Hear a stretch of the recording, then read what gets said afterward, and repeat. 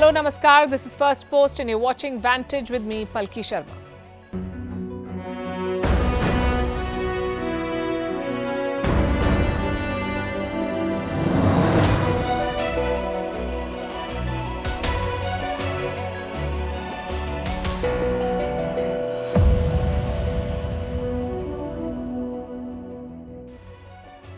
It's a power-packed Thursday, lots of action in the Indian capital, New Delhi. Leaders from 40 countries are in town for the G20 foreign ministers' meeting.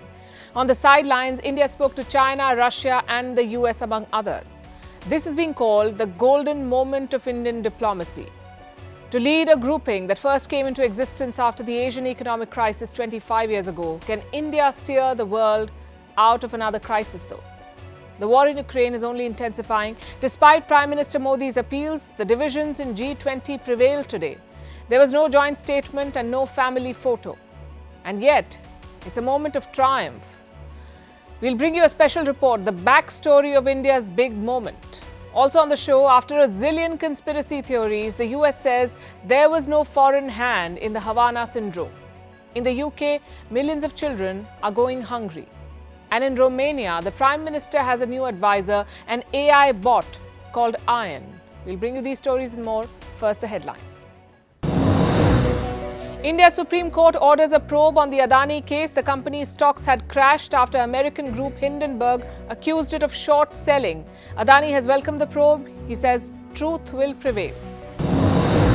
Another important order from the top court today. It says a panel should appoint India's Chief Election Commissioner, a panel that has the Prime Minister, the Leader of the Opposition and the Chief Justice of India. Until now, the Prime Minister recommended a name to the President.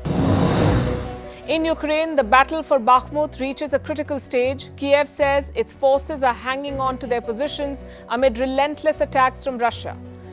If Moscow captures Bakhmut, it will be its first major win in Ukraine in 6 months. Fresh tensions over Taiwan. China steps up incursions in the Taiwanese airspace. America gives weapons worth $619 million to Taipei. This includes missiles for the F-16 fighter jets. And 3 cheers for Germany. It has announced a new feminist foreign policy. This is to erase discrimination.